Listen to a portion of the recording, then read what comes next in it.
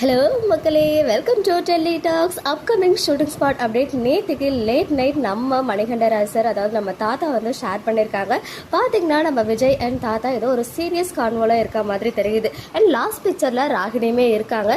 So இது எல்லாத்தையுமே notice பண்ணும்போது ஒரு சீரியஸான ஒரு டிஸ்கஷன் போயிட்டு இருக்குன்னு மட்டும் புரியுது. அது மட்டும் இல்லாமல் விஜய் அந்த லாஸ்ட் பிக்சரில் பார்த்தீங்கன்னா மொபைலில் யார்கிட்டயும் பேசுகிற மாதிரி இருக்குது. ஐ திங்க் ஃபஸ்ட்டு வந்து நான் சடனாக பார்த்ததுமே ஒரு வேளை செல்ஃபி எடுக்கிறாங்கன்னு நினச்சேன். பட் அவங்களோட ஃபேஸ் ரியாக்ஷன் அதெல்லாம் பார்க்கும்போது அவங்க செல்ஃபி எடுக்கிற மூட்லேயே கிடையாது அப்படின்னு தெரியுது. அண்ட் இது வந்து ஒரு ஆஃப் ஸ்க்ரீன் பிக்சர் அப்படின்றதுனால மேபி யார்கிட்டயும் வீடியோ காலில் பேசுகிற மாதிரி ஒரு குட்டி ஃபீலிங் இருக்குது. பட் யார்கிட்ட அவ்வளோ சீரியஸாக பேசுகிறாங்கன்னு தெரியல.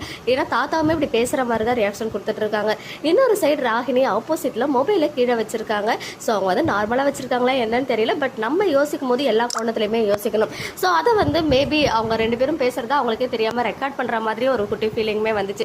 ஸோ ப்ரெடிக்ஷன் சொல்லும் போது எல்லா சைடுமே நம்ம வந்து யோசிக்கணும் இல்லையா. ஸோ ராகினி மொபைலை கீழே வச்சுட்டு இருக்காங்க. ஸோ அதனால இந்த ஒரு குட்டி டவுட். ஸோ அப்படி அவங்க யார்கிட்ட பேசுறாங்க, இவங்க எதை வந்து ரெக்கார்ட் பண்ணி யார்கிட்ட காட்டுறதுக்காக பார்க்குறாங்க அப்படின்னு தெரியல. பட் விஜயோடைய ஃபேஸை பார்க்கும்போது ரொம்பவே டல்லாக இருக்கு.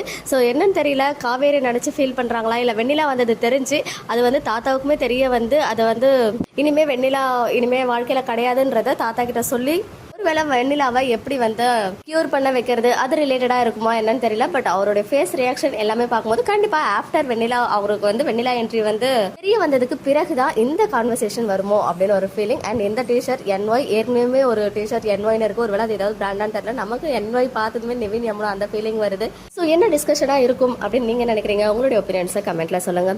மக்களே, நெக்ஸ்ட் வீடியோவில் மீட் பண்ணுறேன். எக்ஸ்க்ளூசிவ் அப்டேட்ஸ்க்கு மறக்காம நம்ம யூடியூப் சேனலை சப்ஸ்கிரைப் பண்ணிக்கோங்க.